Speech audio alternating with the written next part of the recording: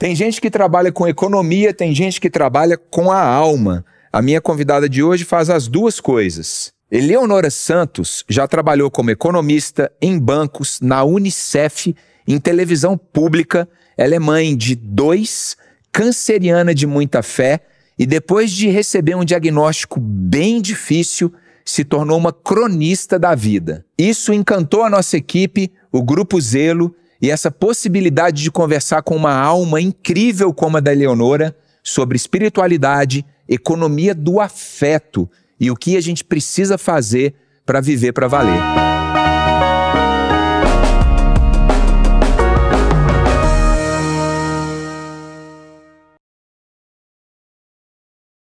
Então espera um cadinho que eu vou ali buscar a Eleonora Santos. Que eu recebo uma pessoa no estúdio, eu fico lembrando qual foi o primeiro contato, como que eu conheci, qual é o encantamento que a gente tem para trazer uma convidada nova, sabe?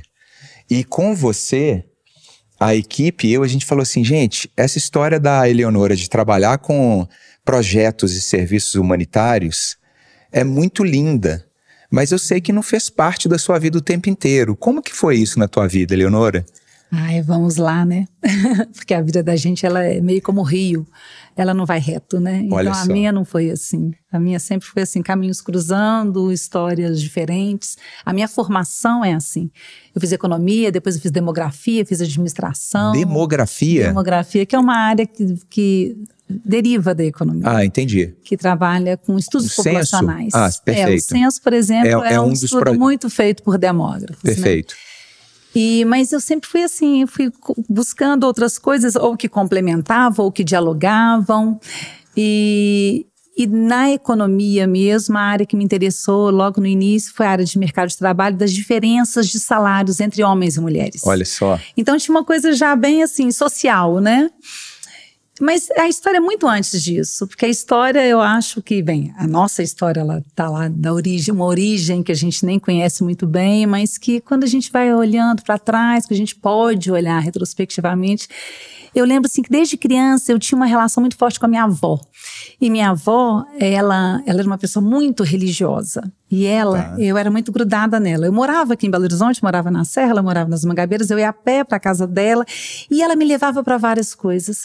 E ela me levava sempre para a igreja. Ela ia para a igreja da Boa Viagem, colocava um véu todo chique, ela era uma mulher muito elegante, assim, muito discreta, mas muito elegante. E eu ficava olhando para ela e pensando assim, o que ela está conversando aqui neste silêncio? O que é o diálogo interior dela? Então eu acho que a minha vida, assim, de se interessar pelas questões sociais, pelas questões humanitárias e pelas questões espirituais, ela tem uma origem na infância. Olha só. E depois ela foi cruzando com a coisa mais técnica. Eu gosto de estudar. Eu fui para a economia, que é uma área muito similar à área assim, do meu pai. E quando a gente fala em economia hoje, a gente pensa muito em números, em finanças. Mas a economia tem um lado muito social. É tão amplo, né? Muito, total, muito. Total. Eu, assim, meu primeiro projeto, quando eu me formei, foi para a Unicef.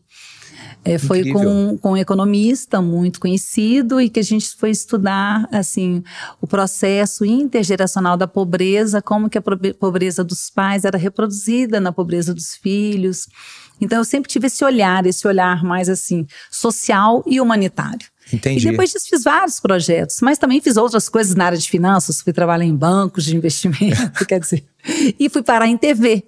E a TV foi um encontro maravilhoso, porque a TV juntou jornalismo, cultura, educação, tudo no mesmo ambiente. Mas na TV você fazia produção ou você apresentava? Não, na TV eu era gestora. A gestora, por isso que você juntou todas as habilidades adquiridas ao longo do tempo. Dali. E no final, anos depois, fui escrever para jornal, escrevo, e eu tenho uma coluna que se chama Economês em Bom Português. Sim. Que é exatamente a ideia de trazer numa linguagem bem simples o que alguns aspectos da economia, e não são todos, eu não fico discutindo que todo mundo fica discutindo, eu sempre tento trazer alguma coisa que possa refletir, assim, que as pessoas possam refletir. Eu sempre faço um trabalho que ele seja para dentro. Sim.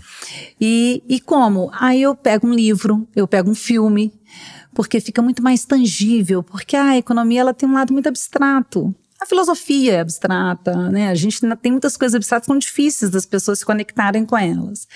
E aí foi a forma que eu encontrei ao longo da minha carreira trazer exemplos que fossem mais assim acessíveis e que tocassem mais as pessoas, Sim. porque eu acho que a gente só consegue sensibilizar quando as pessoas de fato assim criam alguma conexão, uma identidade com aquilo, elas se identificam com aquilo dali e aí elas conseguem ser tocadas. Aí o aprendizado é imediato, eu acho né? que é mais fácil. Eu concordo. Incrível. A primeira memória afetiva que você tem, então, da sua infância é a sua avó com esse véu que você descreveu muito. lindamente? Essa é uma memória muito forte na minha vida. Eu lembro até hoje, eu vou eventualmente nessa capela que fica do lado da igreja da Boa Viagem, que eu ia com ela. Às vezes eu vou lá, fico um pouquinho lá e lembro muito assim, gente, eu vim aqui tão pequenininha, assim, era pequena mesmo. E eu gostava desse silêncio da minha avó. E aí, quando eu me tornei adulta e foi fazendo, a gente pode começar a fazer as nossas escolhas, eu me tornei uma beneditina. Eu passei a frequentar o mosteiro de Nossa Senhora das Graças aqui em Belo Horizonte. Fiz formação para ser oblata. Olha só. Oblata é uma pessoa que leva uma vida leiga, mas que segue uma ordem, né? No caso, a ordem beneditina, que é a ordem do orar e trabalhar. Eu gosto muito de trabalhar e gosto da vida interior. Não gosto não me coloque numa igreja que vai ter muitos cantos alegres, essas coisas, porque eu não consigo entrar em conexão. Você conta as coisas com uma paixão, Eleonora, é incrível. Mas e já deu para ver que você nutre a sua vida, com tudo isso que você já contou, dá para perceber que o que te nutre é esse mundo de coisas que você aprende, curte, curiosidade, por aí vai. Isso tudo misturado no liquidificador, então gerou uma vitamina que são os projetos humanitários, né? Que tipo de projeto humanitário que entrou na tua vida e te capturou assim de imediato? Porque projeto humanitário é uma coisa muito ampla, né? Dá pra gente falar, por exemplo, de questões de campos de refugiado, Médicos Sem Fronteiras, uma série de coisas. Você lembra um que virou a chavinha? Não, o que virou é o meu atual, é o projeto que eu desenvolvo. E aí a história deste projeto, esse projeto se chama Infinitudes. O in é entre parênteses, porque é o in do latim, é o que vem de dentro, é exatamente tudo isso que eu estou falando com você é uma conexão sempre de dentro. E finitudes por quê? Para discutir a finitude da vida. Ou a infinitude, é um jogo de palavras, uma coisa bem lacaniana, né? Porque o infinitudes, quer dizer, a vida é finita, mas existe um infinito nesta vida, né? E eu, como uma pessoa que tem uma espiritualidade que acredito na infinitude, eu criei este projeto, mas de onde que veio essa história? Essa história ela começou em 2019. Em 2019, eu estava na porta do meu prédio esperando minha filha descer e eu recebi assim eu fui assaltada, né? Uma pessoa veio com uma arma na minha cabeça. Caramba! Isso foi muito forte. Pré-pandemia. Foi abril de 2019. Um ano antes. Um ano antes. Quer dizer, logo depois, foi traumático, obviamente, né? Foi muito traumático. Eu assim, eu lembro até hoje dessa cena, assim, eu lembro da arma. Sabe? Caramba. E eu lembro da frieza da pessoa diante de mim. Você teve medo de morrer? Foi a única. Por uma fração de segundos, eu falei, eu vou morrer agora. Eu senti assim uma questão de segundos, eu falei, agora eu morro. Sabe? Arrepiei aqui. Você consegue descrever? Você é uma escritora, você consegue. Eu tô pensando muito sobre a finitude, igual você. Você consegue descrever o que você sentiu nesse um segundo? Colocar em palavras? Sim, eu acho que a partir dali eu sempre senti que a vida pode se esvair em fração de segundos. A partir dali, para mim, sempre foi isso. 2020 veio a pandemia, praticamente um ano depois, e eu vivi era o meu segundo casamento e foi uma fase muito ruim. Assim, eu acho que eu vivi a maior violência afetiva da minha vida. E eu tomei uma decisão de me separar. No meio de uma pandemia, com os meus 2 filhos, ele era meu segundo marido, não era pai dos meus filhos, mas tinha uma relação muito próxima com os meus filhos. E ali eu vi que eu tinha força, que eu tinha muita força para seguir a minha vida e resgatar a minha vida. Eu volto à vida interior, eu voltei aos meus exercícios de vida interior. 2021, eu apareço com linfoma. E aí, começaram os sintomas do linfoma. exatamente um ano depois que eu me separei. Eu me separei, eu saí, né, da casa que nós vivíamos juntos em outubro de 2020. Em agosto de 21 começaram a aparecer uns caroços em mim, um aqui em cima, um aqui embaixo, eu não sabia o que era. E eu achava assim, como eu trabalhava muito, eu falava, gente, são excessos de horas, o que eu faço? De imediato, então, você não procurou médico? Não, eu tive Covid em janeiro, e em janeiro eu falei, não, agora eu tenho que tomar... Eleonora do céu, pera lá, vamos colocar isso aqui em perspectiva, que eu tô na perspectiva. Eu tô nervoso aqui, fiquei nervoso, linha do tempo. Então vamos lá. Abril de 2019, um assalto à mão armada. Sim. Uma sensação de que... a vida ia se esvair em segundos. Um ano depois, uma separação com uma violência emocional grande. Sim. E um ano depois, a descoberta de um linfoma. O início da história. Que se configurou mesmo, fechou-se o diagnóstico e tudo em março de 2022. Isso em 2 anos, em 24 meses. Exato. Exatamente, em 2 anos. Em 3, se a gente for contar a história do assalto, né? Então eu diria que de 19 a 22, eu passei por uma série de situações extremamente desafiadoras. Em todas elas, eu acredito que eu tive muita luz e muita força para lidar com elas. Até uma serenidade mesmo, sabe? Parece curioso isso, mas a gente tem serenidade na dor, serenidade nos sustos, nos desafios. Eu tive muita serenidade. E aí o interessante do processo Infinitudes, desse projeto, chegar nesse processo todo de perceber essa finitude com essa infinitude, foi que todos os dias de manhã, depois que saiu o meu diagnóstico, eu tenho um pequeno oratório na minha casa, e nos fundos tem um jardim suspenso no meu prédio. Eu ia lá de manhã todos os dias e falava assim, obrigada, Senhor, por mais um dia. Olha isso. Eu comecei a mudar. Eu não agradecia, obrigado, por esse dia. Não, era por mais um dia. E eu ficava muito feliz que eu tinha mais um dia. E até hoje eu sou feliz que eu tenha mais um dia. E eu não tenho essa questão de, eu quero viver tudo que eu posso viver. Sei. Não, eu vou viver o que eu puder viver no tempo que eu puder viver. Lindo. Você é curiosa, jornalista, economista, escreve. Quando você recebeu o diagnóstico, você foi pesquisar o que é um linfoma? Você teve essa vontade assim, de aprofundar dentro do seu diagnóstico? Mais ou menos. Não diria que tanto. Eu tive uma primeira consulta, demorou um pouco para conseguir chegar no médico que as pessoas me indicaram que seria uma referência. É este médico que hoje me dá o suporte para fazer este livro. Ele e que era o assistente dele na época, que agora eles trabalham, né, juntos, já trabalhavam. Então demorou um pouco para eu conseguir chegar, né, neste médico. E a angústia talvez tenha sido aí, assim, quem vai cuidar de mim, né? Porque você quer ser cuidado, você quer, né? Você precisa de ser cuidado e quer ser cuidado, né? Bem cuidado, né? E eu diria que quando eu cheguei neste médico e ele fez uma consulta muito longa, mais de 1 hora, e me explicando e tudo, e desenhando e tudo. Na hora que a gente saiu da sala, ele foi me acompanhando, que ele ia marcar meu retorno, e ele foi andando um pouquinho na minha frente. Ele andando um pouco na frente, ele tem 3 anos a mais do que eu. Eu não sabia na época, mas eu via que era uma pessoa que regulava muito a idade comigo.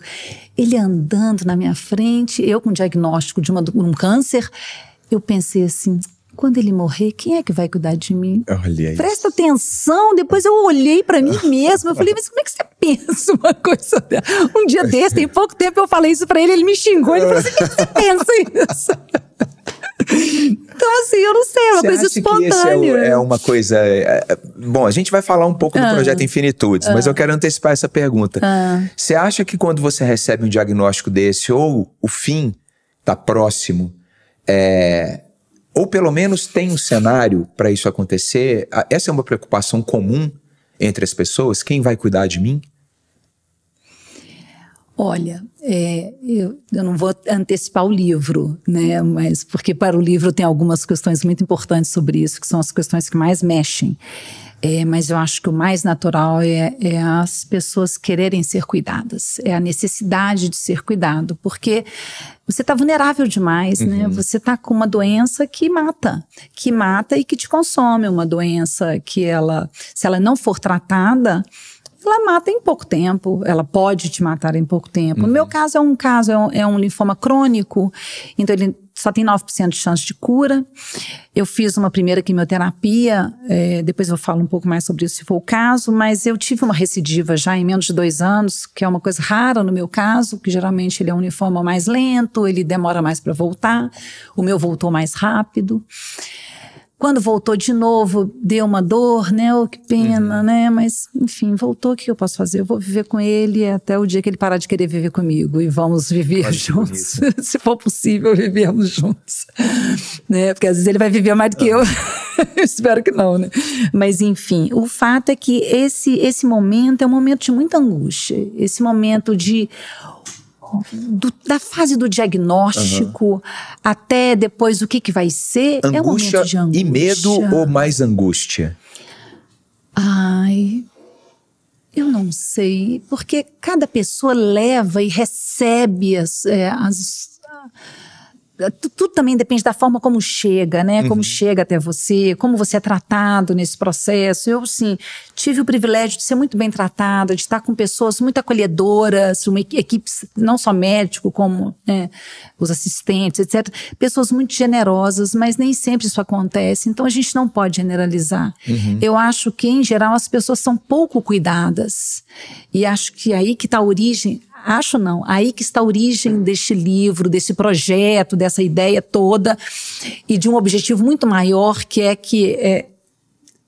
que isso se torne algo de política pública. Legal. Então, assim, que eu acho que é onde eu junto o meu lado de economista com o meu lado de uma paciente e de uma pessoa que pode ajudar a formar uma opinião e ajudar a sociedade a caminhar melhor. E materializou a questão do projeto humanitário. Seu exato. Grande projeto de vida. Exato. Super claro agora. Tá incrível. Eu tenho uma curiosidade que é... uma curiosidade que eu acho que vem da paternidade, tá? Da maternidade, da parentabilidade, vamos dizer assim. Porque quando nós, pais, vivemos coisas muito intensas nas nossas vidas, né? Que geram luto, uma separação, um diagnóstico como o seu, um assalto à mão armada, que você vai ter que contar para os seus filhos isso, né?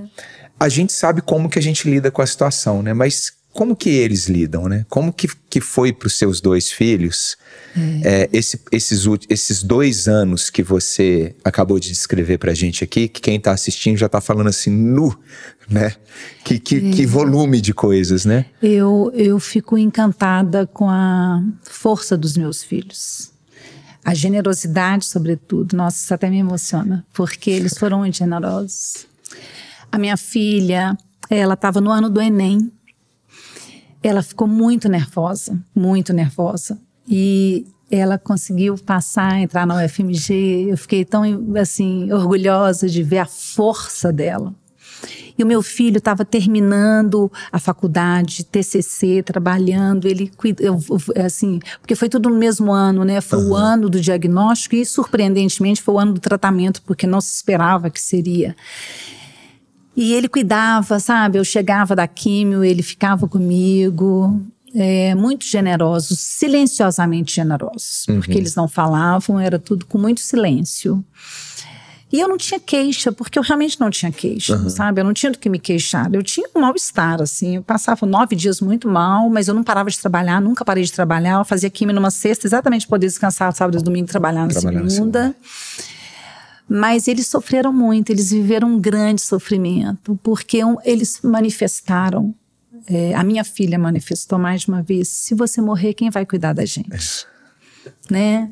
E muitas outras pessoas que vivem o que eu vivo, vivem essa situação dentro das suas casas, né? É natural. Normal. Mas este medo, talvez, que os meus filhos tiveram da minha morte, eu não posso dizer se eles ainda vivem isso hoje. Quando teve a recidiva, a minha filha, ela caiu de novo, ela adoeceu de novo, é muito difícil. Enfim, quando aconteceu a primeira vez, Ela tinha 17 anos, depois foi ano passado, 19 anos. Foi ela que viu que eu estava com alguma coisa, ela que notou assim, mãe, você está com um caroço diferente. Ela realmente, assim, ela caiu de novo, mas ela levantou mais rápido. Entendi. Porque eu acho que eu também passei isso para eles, no sentido assim, gente, a vida é isso. Vamos viver o que a gente pode viver da melhor forma que a gente puder viver e com muito amor. E eu acho que a doença, ela aflorou algo que eu sou uma mãe muito assim, exigente, dura, eles falam que eu sou muito, muito dura, mas eu também sou muito amorosa. Mas o lado amoroso, ele começou a tomar mais conta, sabe? Mas você acha que é por causa da doença? Eu acho que sim. Eu Olha acho só. que eu passei a ser mais generosa comigo Entendi. e com os outros. Olha só. Porque eu sempre fui muito dura comigo e com os outros. Eu acho que eu me permitir ser mais generosa e com os outros também. Eu fiz uma entrevista com o Marcos Pianges, que é um amigo querido que eu tenho, e ele fala uma coisa legal que tem muito a ver com o que você falou, que quando ele começou a ter a noção da finitude, do fim mesmo, que a vida ficou mais potente para ele, muito mais. É tão bom, eu acho que todo mundo... Acho que o budismo tem uma coisa assim, eu não entendo muito das religiões, assim, em geral, não, mas assim, eu já vi muito isso, assim, que o budismo é muito o aqui e o agora. E o aqui e o agora tinha que ser para tudo. Sabe, assim, a gente está aqui agora, isso é um momento que vai ficar, vai ter uma energia, você está sentindo, eu sinto, aquilo ali faz parte da nossa história, que se a gente puder sempre viver o aqui e agora com mais plenitude, a gente parte a gente vai embora, a gente morre, sem achar que ficou faltando, porque a gente vive o que a gente pode viver no tempo que é possível a gente viver. Então, acho que os meus filhos começaram a entender um pouco que a minha angústia maior, que era quem vai cuidar dos meus filhos, bem, ela passou porque eu não tinha um diagnóstico que sugeria que eu fosse morrer rápido, nem nada, ao contrário. Mas mais do que isso, a minha forma de lidar com isso. Mas eu tomei algumas decisões práticas, assim, práticas mesmo com eles, entendeu? Assim, deles saberem o que eu tinha, o que era deles. Eu tomei essas decisões para eles desde sempre. Eu falei assim, agora a partir de agora é assim. Que na nossa sociedade, né, no Brasil, uma sociedade extremamente religiosa, são conversas difíceis que a gente procura evitar, né? Como assim falar, como assim, mãe? O que eu vou ficar da senhora? Tá doida? Você sabe que uma das vertentes, acho que a palavra não seria nem vertente, acho que um dos pontos que me estimulou a fazer este projeto era isso. Eu via a dificuldade que familiares e amigos tinham de me abordar.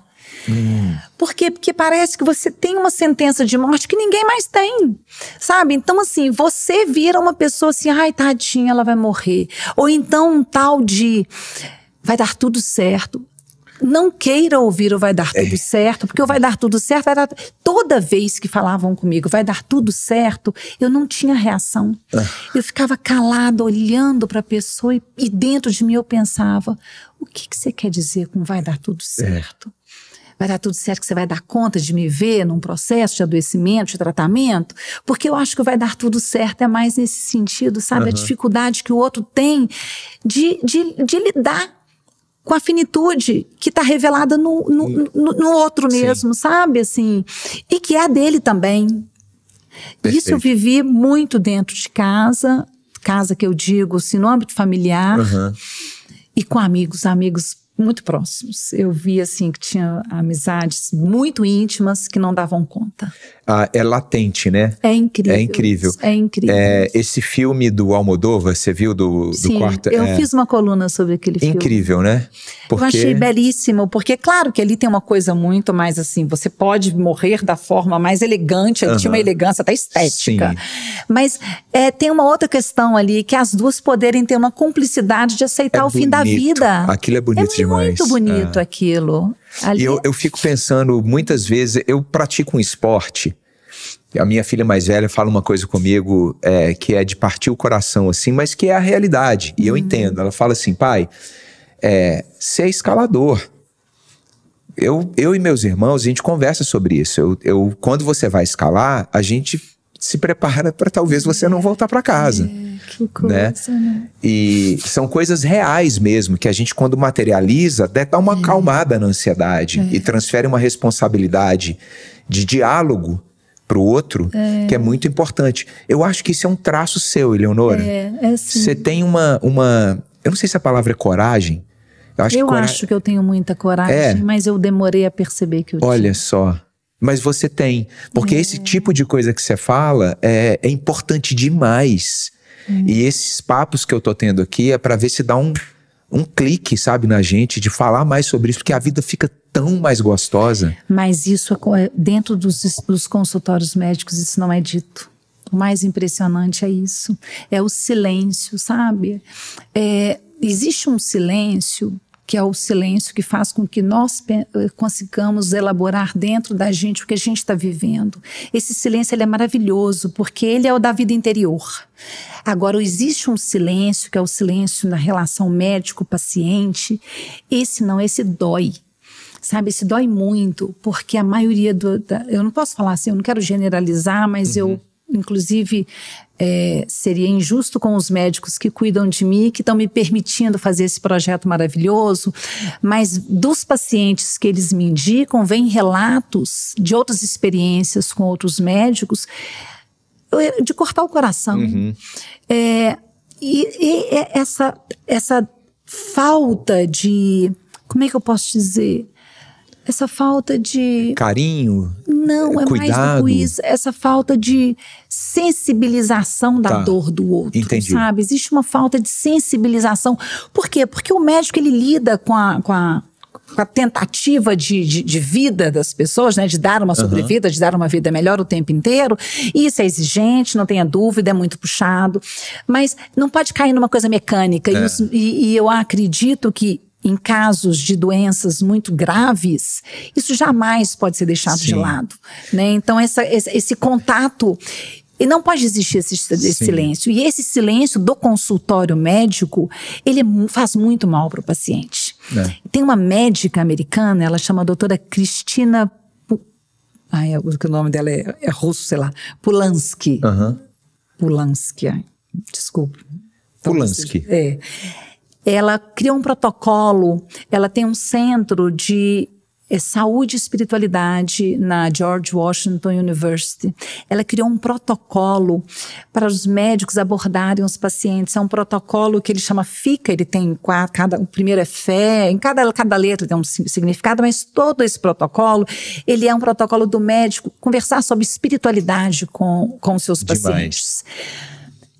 A questão para mim não é a religiosidade. A questão para mim é a espiritualidade. Perfeito. Você tem que respeitar a escolha religiosa de cada um, ou respeitar, inclusive, que a pessoa não tem religião nenhuma. Perfeito. Mas se você pode ajudar essa pessoa olhando para o lado espiritual, o que pode ser desenvolvido dentro dela, que vai ser o suporte dela com ela mesma, porque no final é a gente com a gente mesma, sabe? É muito bonito a gente ter pessoas que nos acompanham nas quimioterapias, pessoas que nos acompanham nos exames, tudo, mas no final é a gente com a gente, é o quanto que a gente está dando conta de lidar com aquele desafio e como que a gente se nutre da gente mesmo, como é que essa vida interior, né? Então, assim, eu acredito que se os médicos conseguirem olhar mais para isso, todo o processo de tratamento das pessoas, ele vai ser menos sofrido. Perfeito.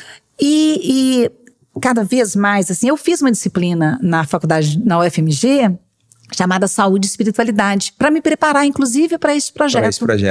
Porque essa disciplina é uma disciplina optativa e é uma disciplina que mostra estudos longitudinais de mais de 40 anos, vários estudos, eles foram, o Harvard foi a precursora nesses estudos, que mostram que pacientes que têm, eles pegam pacientes que não têm nenhuma prática espiritual, nenhuma vivência espiritual, e pacientes que têm, e vão acompanhando esses pacientes por 40 anos. Então, são duas coortes diferentes, a coorte com controles diferentes, né? Então, aqueles que têm uma vida espiritual, a longevidade, a capacidade de lidar com a doença é maior do que os que não têm. Então, assim, e nessa disciplina ela mostrou muito isso. E quando eu comecei esse projeto, eu falei assim, eu tenho um desejo ainda maior, então, que essa disciplina se torne uma disciplina obrigatória e não optativa. Maravilhoso, legal. E que isso seja também uma bandeira do projeto, que ela consiga levar ele adiante, A sabe? gente vai mergulhar no projeto agora, mas antes eu tenho uma última pergunta que você falou que é muito bem. Você está falando muito de espiritualidade, eu acredito muito nisso. Então, minha pergunta para você agora é pragmática. Diga. Você acha que tem como a gente ensinar a espiritualidade? Eu acho que tem como a gente despertar a espiritualidade nas pessoas. Não necessariamente, a gente não ensina a espiritualidade. Espiritualidade é o diálogo interior. Mas ela pode ser despertada. Tem como apontar um caminho? Sem fórmula mágica, mas como ela despertou em você? Foi com a sua avó? Com aquele...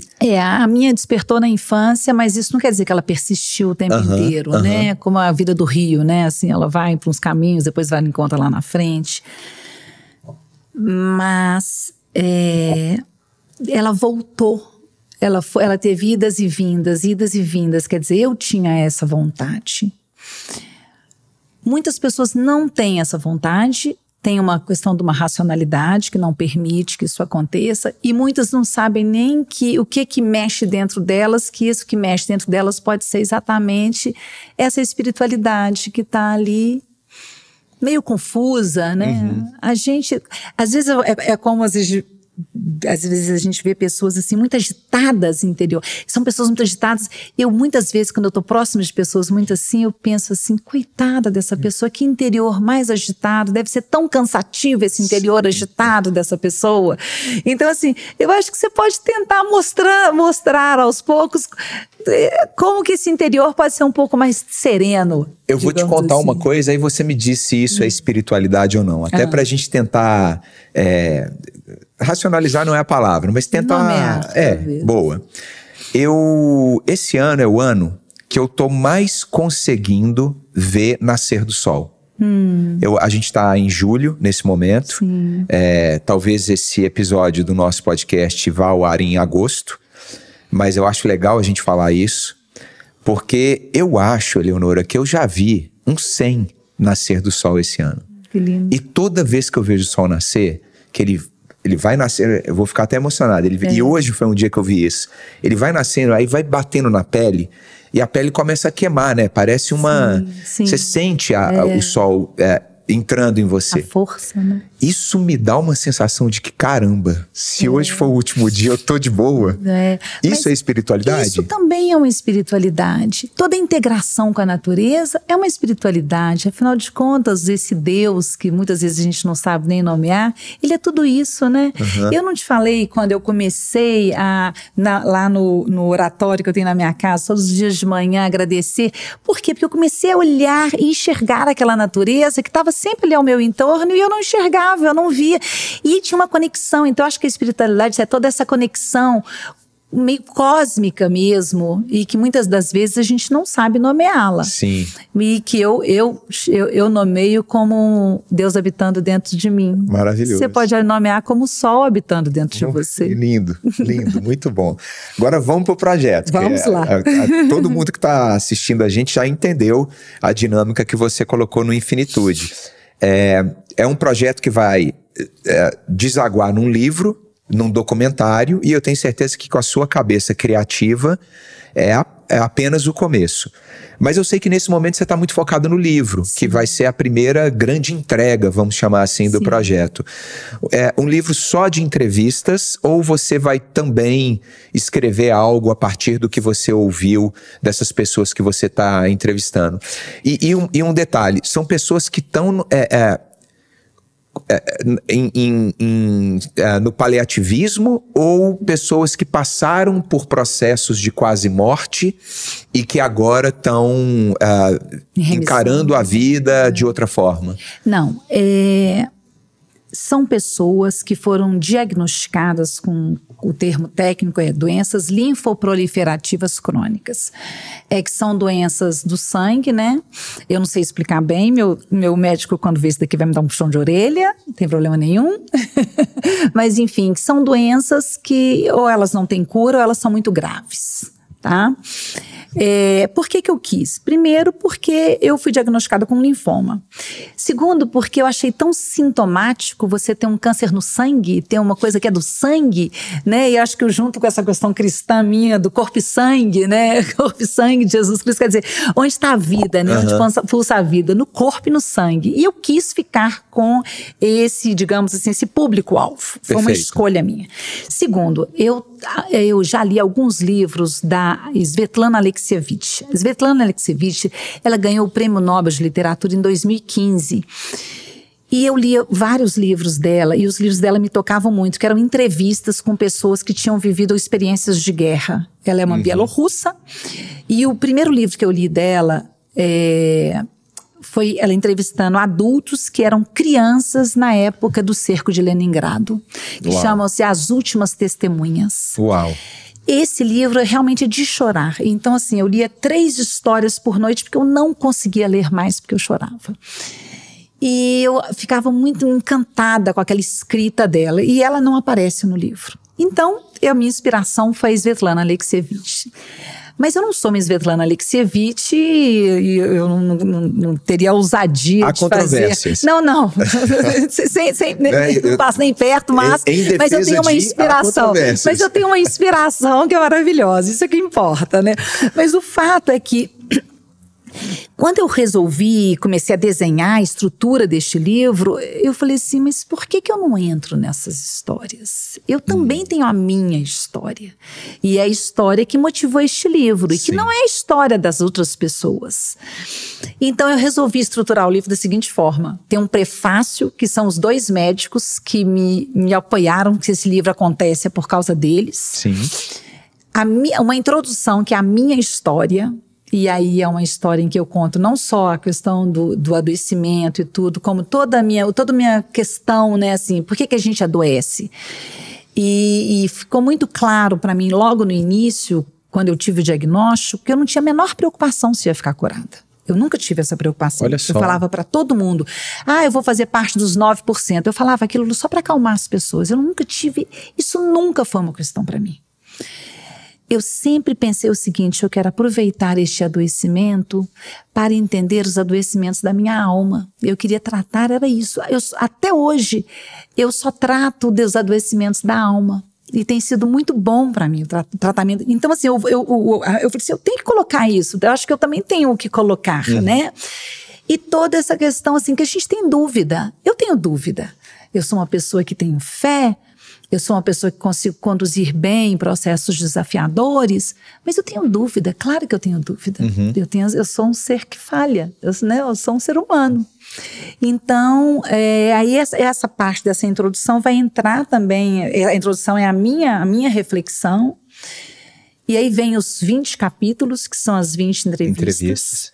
E um pós-fácio que é escrito por um teólogo, que é um padre, que é uma pessoa com a qual eu tenho bons diálogos e que me estimulou também nessa escrita, no projeto e tudo.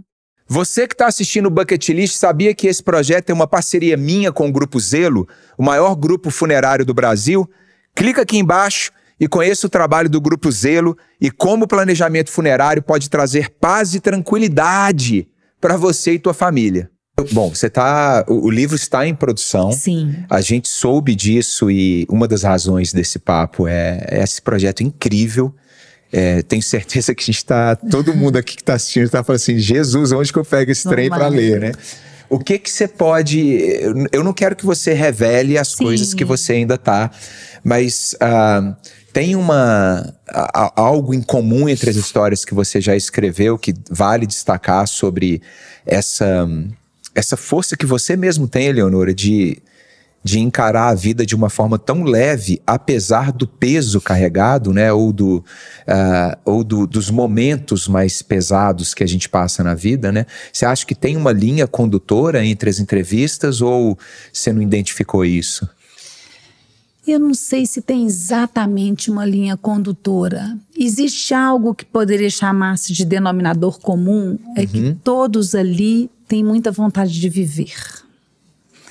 E talvez com a doença isso tenha ficado explícito para todos.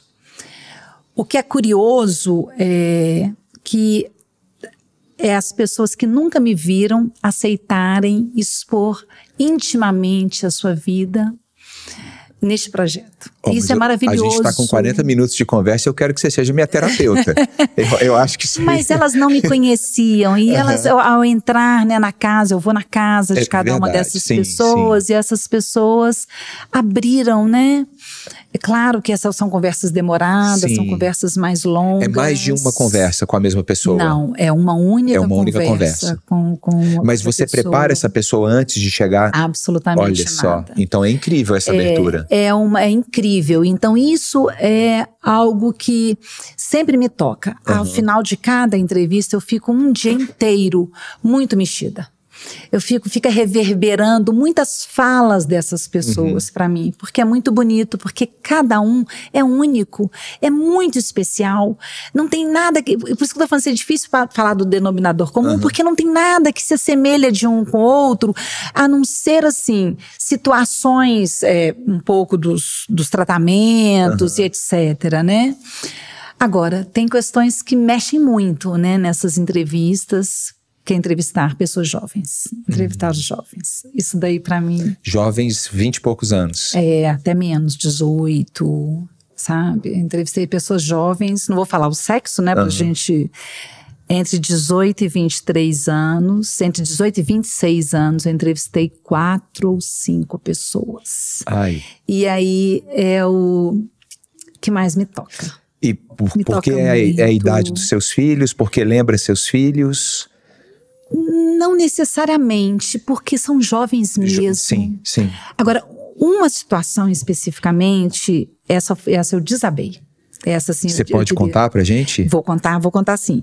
Um pouco o que me levou a esse desabamento, digamos assim. Uma pessoa de 18 anos de idade, no interior de Minas, estava terminando o ensino médio, veio o diagnóstico, essa pessoa foi para o interior de São Paulo para viver com o pai, e lá, numa situação de muita solidão, tinha que ir sozinha, fazer o tratamento, 2 horas de deslocamento para ir e voltar, e depois voltou para a sua terra original, e essa situação, a doença voltou. Na verdade, a doença não tinha sido totalmente curada, tiveram questões ao longo do tratamento, etc. Depois essa pessoa mora há 2 anos numa casa de acolhida em Belo Horizonte sem ninguém. Nossa. Tem 23 anos de idade. Uma pessoa muito fechada, muito reservada. Foi uma entrevista difícil. No final essa pessoa falou assim, eu nem sei por que eu tô aqui falando tudo isso para você, e neste momento essa pessoa começou a chorar. E eu chorei também. Quando eu cheguei em casa, meus filhos estavam almoçando, eu sentei na mesa, não consegui, eu realmente desabei. Aquilo ali mexeu muito comigo. É tudo muito só para lidar, muito jovem, com muita dor, com muito sofrimento, com muita privação. Porque aos 18, você é privado de entrar, sei lá, ou ir para a universidade, ou começar a trabalhar, mas você está no auge das baladas, digamos assim, das festas e tudo. E depois você vai para uma casa de acolhida, porque você, né, sua situação não permite que você esteja em outras condições, e lá fica sozinha por conta de tratamento, né, e lutando para o advogado conseguiu. Neste dia dessa entrevista, essa pessoa estava muito ansiosa porque o advogado estava recorrendo do estado de Minas Gerais, que tinha negado o medicamento, que era o medicamento que poderia dar mais vida a essa pessoa, senão essa pessoa não conseguiria ir para frente. Quando foi essa entrevista? Essa entrevista foi neste ano, não vou saber precisar, não, foi ano passado, talvez outubro, novembro do ano passado. E essa pessoa continua entre a gente? Continua. Morando em Belo Horizonte. Morando em Belo Horizonte. Agora, a entrevista que mais, talvez assim, mexeu com a minha energia no sentido de sustentar a entrevista, ela demorou mais de 2 horas. Foi de uma pessoa, 50 e poucos anos, que tinha muita vontade de viver, mas que tinha passado por muitos e muitos desafios. E essa pessoa, no final do ano, foi realizar um sonho, que era viajar com a família para a Espanha para visitar a irmã e tudo, então e a família toda. Essa pessoa chegou na Espanha, no dia seguinte ela teve que ser internada. Essa pessoa voltou para o Brasil, eu não sabia dessa viagem nem nada, mas eu soube porque quando voltou para o Brasil começou a pedir para doações de sangue, etc. Eu conversava com essa pessoa no privado, no WhatsApp. E na véspera dessa pessoa morrer, eu sentia que essa pessoa estava morrendo. Eu escrevi para essa pessoa e falei assim, estou rezando por você. Nossa. No dia seguinte, 2 dias depois, essa pessoa morreu. Então tem muitas situações difíceis, né? Você fala isso de um jeito... assim, eu sou muito sensível. Isso é um traço que eu tenho na minha vida e eu considero uma virtude. Mas muitas vezes eu não conseguiria lidar com esse volume de informações que você me passou. Eu acho que eu não seria capaz de desenvolver o projeto que você está desenvolvendo. Eu digo não seria porque a gente nunca sabe da força que a gente tem, né? Exato. Agora é impressionante como você conta do projeto com paixão, mas de novo eu falo esse termo, de histórias tão comoventes e tão intensas, né? E o denominador comum é essa fome pela vida, né? Muito. Aí eu tenho uma pergunta para te fazer. Por que cargas d'água a gente, o ser humano, essa espécie maravilhosa, enigmática, só passa a pensar de verdade sobre isso quando está diante de uma situação complicada, de quase morte ou de transformação? Por que você acha que o mundo seria muito mais leve, muito mais justo e digno se a gente não tivesse essa consciência, mesmo não estando numa situação dessa? Eu acho que é o sofrimento que faz com que a gente cresça. Eu acho que dificilmente a gente não cresce tão intensamente se não passar por grandes sofrimentos. Isso não quer dizer que sempre a gente aprenda, né? Mas eu acho que o que faz a gente crescer são os momentos de sofrimento. E eles são maravilhosos. Santa Teresa d'Ávila tem um poema maravilhoso que fala: nada te turbe, nada te perturbe, nada te espante. Só a paciência...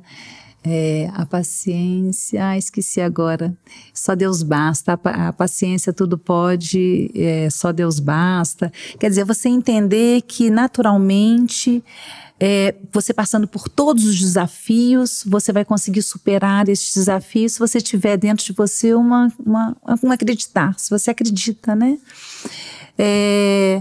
Mas eu acho que é só com sofrimento. É só quando a gente se turba, né?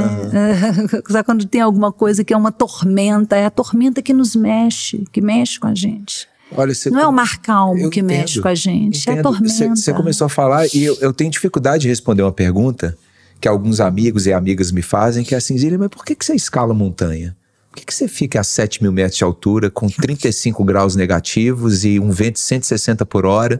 Por que você faz provas de bicicleta de 500 quilômetros e 50 horas? Sei lá, eu acho que esse aí pode ser um caminho de eu começar a tratar essa minha vontade de fazer essas coisas, porque de fato essa parte do sofrimento transformador é latente mesmo, né? Você busca desafios até mortais, né? Como você mesmo disse, que seus filhos falam. Será que o papai volta, né? Mas na verdade a gente tem desafios sempre. Sim. É porque a gente não percebe. A gente tem muito pouca consciência dos nossos passos. Muito pouco. Mas o crescimento a gente só muda quando a gente tem essa consciência. Sim. Né? Quando a gente muda também, né? Porque é aí que a gente muda, assim. Sim. Você pode continuar escalando, pode continuar correndo, pode essas coisas meio Ironman, não sei como é que chama, tem essas coisas também, né? Você busca alguma coisa nisso daí, qual o problema? Que bom, você tem essa capacidade, seu corpo te permite... Quanto mais você estiver integrado, sua cabeça com seu corpo, com a sua mente, mais você vai conseguir fazer melhor isso. Eleonora do céu, a gente tem que conversar mais vezes, moça. Nós vamos ter que tomar café todo dia agora. Uma mineira que não toma café vai tomar café todos os dias. Você não toma café, não curte? Mas eu adoro chá. Olha Se você toma café, eu tomo chá. Pronto, aí a gente faz esse papo. Deixa eu voltar um pouquinho lá na ordem das beneditas. Tá. Eu estudei no Jardim de Infância nas Imaculadas, no Imaculada Conceição, no colégio. Fiz o Jardim Azul lá. E eu lembro da generosidade. Eu fui muito bem cuidado por elas, né? Eu acho que tem uma... a minha filha recentemente conseguiu estudar na Itália. Pleiteou uma bolsa de estudo, conseguiu e foi para lá. E ela... tava difícil dela achar um lugar para morar em Parma, onde ela foi estudar. Um belo dia ela manda uma mensagem no grupo de família: eu vou morar num convento. Que ótimo! Eu falei assim: Yara, você vai como assim, minha filha? Você tava com medo dela virar uma freira, Não, né? aí ela virou e falou assim: olha, tá tudo certo, eu já negociei com as freiras, tem coisas que eu vou fazer e outras que elas já falaram que eu não preciso fazer. Que ótimo! Falei, você negociou com as freiras? Ela, assim, que ótimo! Eu acho que as freiras, assim, as ordens, as Imaculadas, as Beneditas, elas têm uma visão do cuidado e da generosidade muito, não sei, elas visceral, acolhem, né? Acolhem. Essa foi sua atração pelas... As beneditinas, minha filha quando nasceu, ela nasceu com um problema muito sério de saúde, e eu morava no Santa Lúcia, e o mosteiro de São Bento daqui, né, é na Vila Paris. Perfeito. Então eu levava ela à missa toda sexta-feira de manhã cedinho, ela tinha uma enfermeira, íamos nós três, assim. Era muito frio, né, porque lá é muito alto, ela ia toda empacotadinha e tudo, então desde bebê ela ia. E as irmãs ficavam numa curiosidade, porque ela fazia um estrondo, que ela tinha um problema de laringomalácia. Então elas ficavam um pouco assim, porque ele ecoava, o respirar dela era assim, era Entendi. um estrondo, por causa daquela pé direito muito alto e tudo, aquele lugar muito silencioso. E elas começaram a rezar por ela e tudo. Então era que desde pequena minha filha queria estar ali, né? Quando ela começou a andar e tudo, ela queria comer a hóstia. E as irmãs davam hóstia não consagrada para ela e tudo. Então tinha essa brincadeira um pouco assim, porque elas são muito afetivas. Sim. Mas elas, ao mesmo tempo, têm uma vida muito rígida, Sim, muito fechada, total. muito fechada e tudo. Eu mesma fiz essa formação para ser oblata 4 anos, quase 5 anos lá, e quando eu me separei, a irmã perguntou: você tem vontade de casar de novo, ter alguém? Eu falei: tenho. Ela falou assim: então você não vai poder ser oblata. Aí eu não fui de ser oblata. Entendi. São as rigidezes, elas Claro. só têm, né, são as regras, elas chamam de regra de São Bento, são as regras delas. Mas eu acho que elas podem ser acolhedoras, sim, mas não necessariamente é isso. Acho que não necessariamente é isso. Mais uma vez, eu vou voltar num ponto que o trabalho ela é individual. Mais, eu entendo, mas eu percebo... posso estar enganado, você tem muito mais experiência que eu. Essa é a razão da minha pergunta, que elas são muito mais focadas na humanidade, totalmente, né? Nos projetos humanitários. Totalmente. Eu acho que elas existem para isso, né? Totalmente. As beneditinas são um pouco diferentes, porque as carmelitas, eu acho que elas têm uma vida um pouco mais, trabalhos mais práticos, as beneditinas um pouco menos. Elas têm pastorais, né? Elas têm os trabalhos pastorais, mas elas têm uma vida, como elas vivem em clausura, é diferente. Elas são mais voltadas à espiritualidade, a vida interior delas é mais intensa. E aí é a minha paixão, porque realmente cada dia mais eu me vejo como uma beneditina mesmo, e tenho essa busca dessa vida interior da forma como elas são. Mas não tem como pessoas que vivem a espiritualidade não serem generosas. Se elas não são, elas de fato elas não estão vivendo a espiritualidade. Perfeito. Né? Nós somos imperfeitos. Então, isso não quer dizer que dentro do mosteiro todo mundo vai ser... Ali não é um lugar de santo, ali é um lugar de pessoas que buscam uma santificação, mas são seres humanos. Sim. Então, cheio é natural. de contradições, né? Totalmente. Como são as igrejas e, enfim, tudo. Eu tenho lidado com madres e irmãs muito, porque eu tô morando num apartamento que a propriedade do apartamento é do Fundo Imobiliário das Imaculadas. Ah, é? Então, toda vez que eu preciso falar com alguém, eu falo com uma desde pequena, desde pequena, não. Vida, você não tem noção. Um negócio assim, eu tô apaixonado de novo por elas. E toda vez que eu tenho um problema no apartamento, eu estou passando por um problema, eu preciso falar com a freira, né? Eu acho bonitinho demais, Eleonora. Nossa, aí eu mando vídeo sabe? Ó, arrebentou o cano, tá aqui vazando. Aí eu recebo assim, ô menino, mas a gente tem que arrumar esse trem rápido demais. Que bonitinho. Você não pode ficar com esse vazamento, não. Mas sabe o que eu acho mais interessante nas irmãs? É que a gente pensa que elas não sabem o que está acontecendo no mundo. E elas são extremamente conectadas.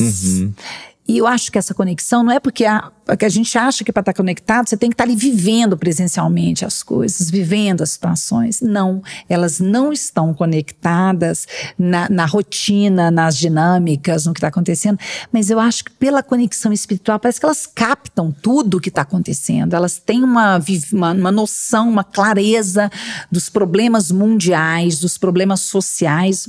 É muito grande. Sim. Muito grande. Eleonora, uma pergunta que Diga. eu acho que eu tenho que te fazer.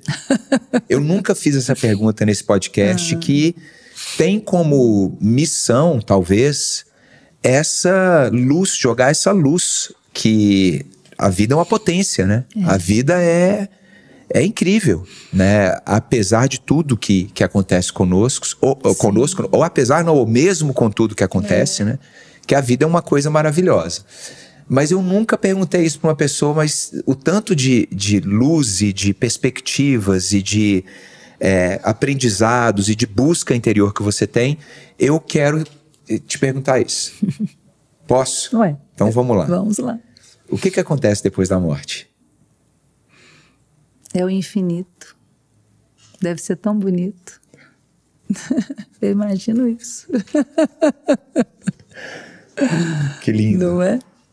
Posso te pedir uma outra coisa? Claro. Aqui é um projeto que a gente tem, eu e o Grupo Zelo, que essas coisas que você está vivendo, né? Infinitudes, aí tem o livro, daqui a pouco é o documentário, daqui a pouco você vai fazer uma série para TV, aí agora um programa de entrevistas, é o podcast, e aí vai, né?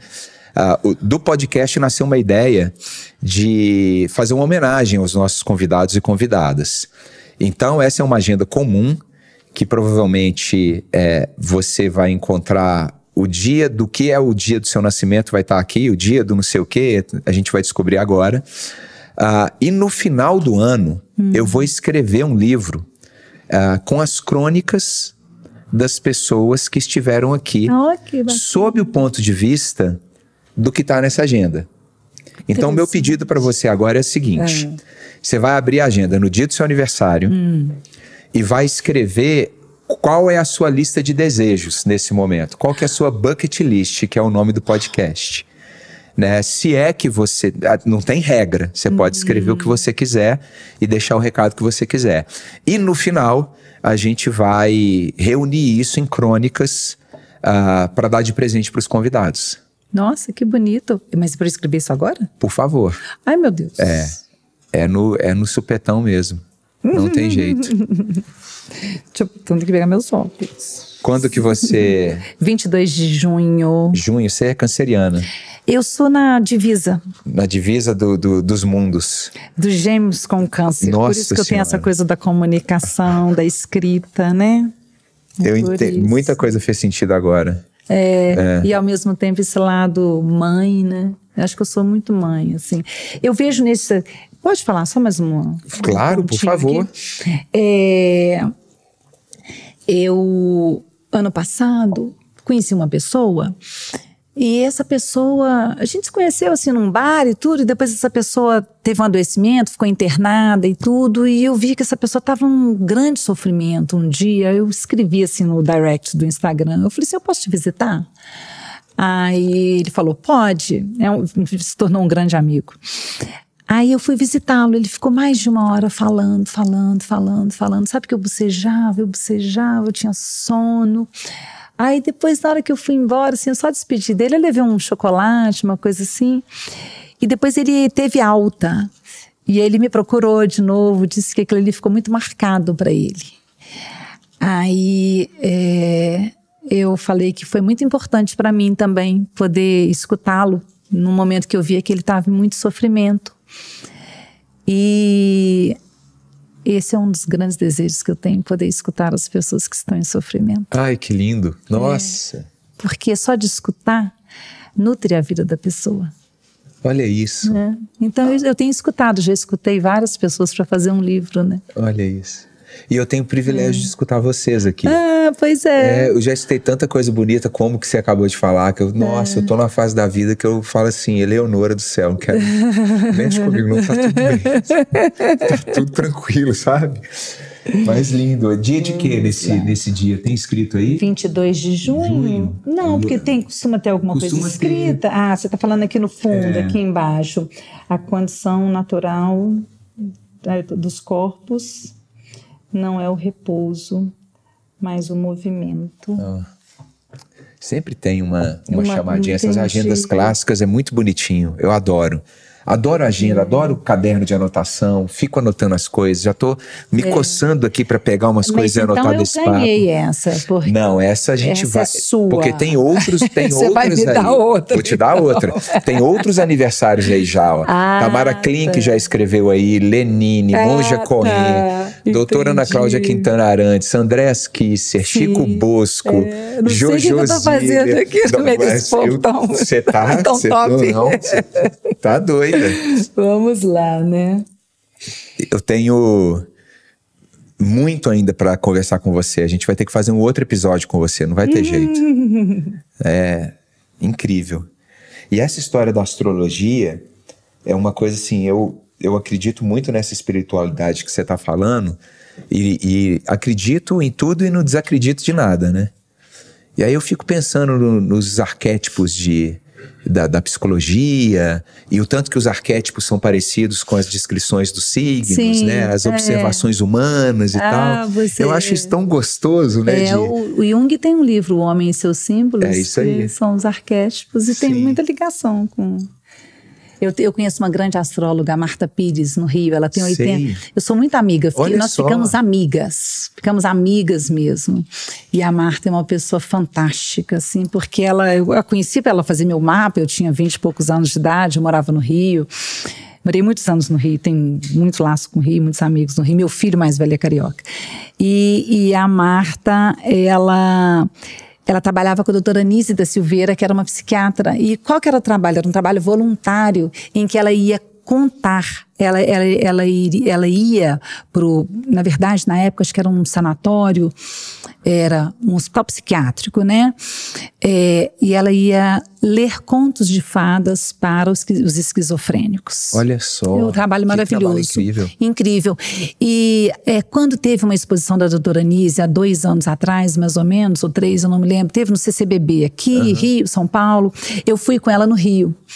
E ela foi desconstruindo a exposição toda para mim. Ela falou assim, fulano, quando ele fez isso daqui, ele não tinha tomado choque. Depois que ele tomou choque, olha o que aconteceu com o trabalho artístico dele. Que a exposição era falha nesse sentido. Eu tive uma guia, que era uma guia do fundo da cozinha da doutora Anísia.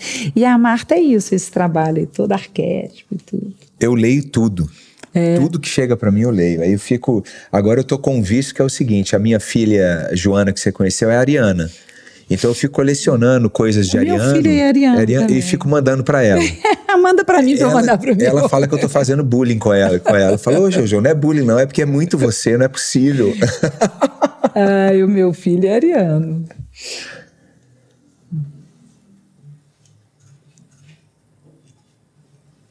Já deu like aí no canal, aquelas coisas básicas do Bucket List Podcast.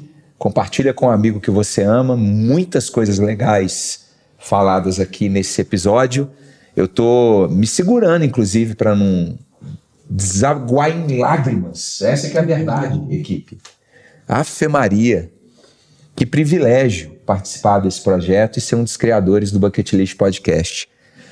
Então me dá de presente de aniversário, foi meu aniversário recentemente, deixa um like aqui, compartilha com um amigo, comenta alguma coisa e manda um trechinho dos nossos cortes para quem você ama.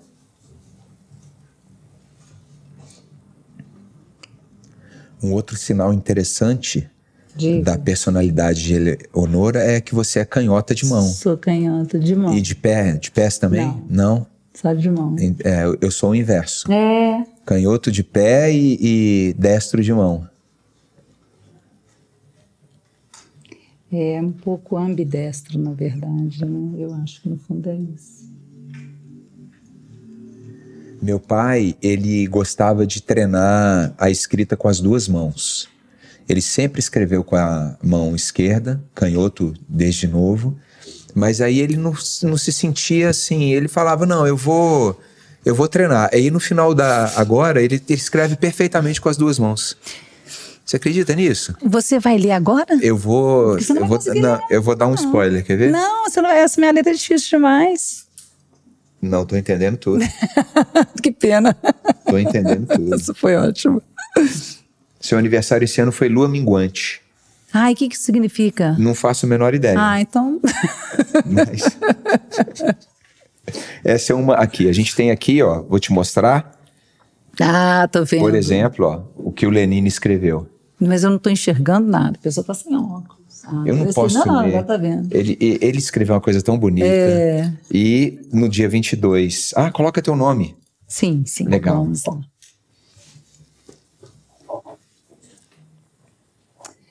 Mas eu queria te falar uma última coisa. Por favor. Eu não quero dar o pause, não, né?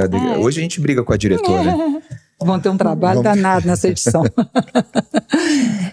Quando eu sofri esse assalto, eu procurei um teólogo, que era uma pessoa que eu conhecia e tudo que eu gostava, e ele chama Camilo Deledes. E essa semana foi a festa desse negócio, memória facultativa, ou não sei o quê, de um santo chamado Camilo Deledes. E no mesmo dia, né, assim, quando eu acordei, eu leio, faço liturgia diária, eu sou uma pessoa que faço essas coisas quando eu acordo. Eu vi que era o dia desse santo, eu me lembrei, e eu tinha me lembrado antes, quando eu acordei, do Camilo, que ele falou assim, uma frase de Sartre para mim, quando eu contei do assalto. Ele falou assim, não importa, o que importa não é o que fizeram com você, mas o que você vai fazer com o que te fizeram. E aquilo dali foi tão bonito porque foi em 2019. E veja bem, 19, 20, 21 e 22, olha quantos desafios eu tive. Uhum. E eu passei a lidar dessa forma, né? Chegou para mim, então o que eu vou fazer com isso? Então deixa eu fazer o melhor com isso. Aí da doença virou um projeto cultural, né? Da doença viraram outras conexões, virou outros trabalhos. Eu faço hoje muitos trabalhos voluntários, faço vários. Eu trabalho muito assim como economista, mas também tenho muitos trabalhos voluntários que vieram daí. Incrível. E que prazer te conhecer nesse espaço de tempo e existência. Você é uma dádiva pra gente. Seus filhos devem ter um orgulho, têm um orgulho de você inacreditável, tenho certeza. Eles dizem isso pra mim. Obrigado. Mas eu tenho deles também. Eu tenho certeza. Então é recíproco. Volte sempre.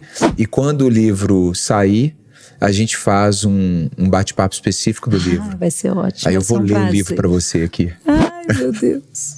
Obrigado, Eleonora. Muito obrigada por tudo. Você sabia que o Bucket List é uma parceria minha com o Grupo Zelo, o maior grupo funerário do Brasil? Acesse grupozelo.com e entenda como um plano funerário pode trazer tranquilidade para você e sua família.